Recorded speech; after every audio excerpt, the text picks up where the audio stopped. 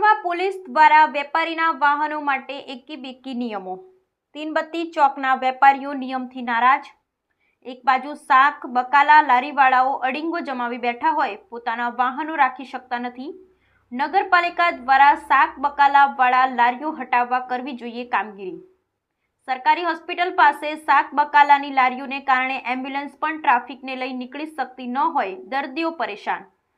નગરપાલિકા શાક બકાલા બજારમાં લારીઓ અડીંગો જમાવી બેઠા હોય, વેપારી પોતાના વાહનો રાખી શકતા ન હોય, વેપારી મુશ્કેલીમાં।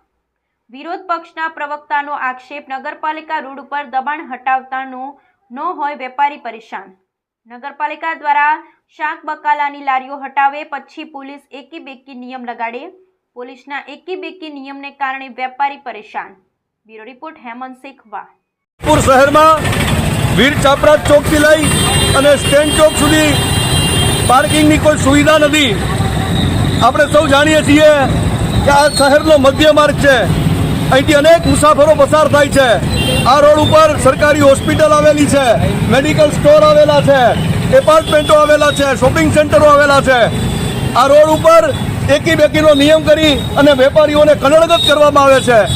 આ રોડ ઉપર શાકભાજીના અનેક લારીઓ છે, નગરપાલિકાએ શાકભાજીના થડા બનાવેલા છે, આમ છતાં અહીંયા રેકડીઓ છે, તો આ બાજુની દુકાનવાળા પોતાના વાહન આ બાજુ હવે કઈ રીતે રાખશે એ પ્રશ્ન ઉપસ્થિત થાય છે। અહીંયા ગાયોનો અને ઢોરનો પણ પ્રશ્ન ઉપસ્થિત છે, એના સામે પ્રશાસન સંપૂર્ણ રીતે ચૂપ છે, એની સામેનો મારો સવાલ છે। હું વારંવાર આપને કહી રહ્યો છું કે આ મધ્ય માર્ગ છે અને ગૌરવ પદ જાહેર કરવામાં આવ્યો છે। જેતપુર શહેરની ફૂટપાથની અંદર નગરપાલિકાએ કેટલાક કરોડો રૂપિયા બનાવ્યા ફૂટપાથ માટે, પરંતુ એક પણ ફૂટપાથ સલામત નથી। ફૂટપાથ ઉપર દબાણ થયું છે।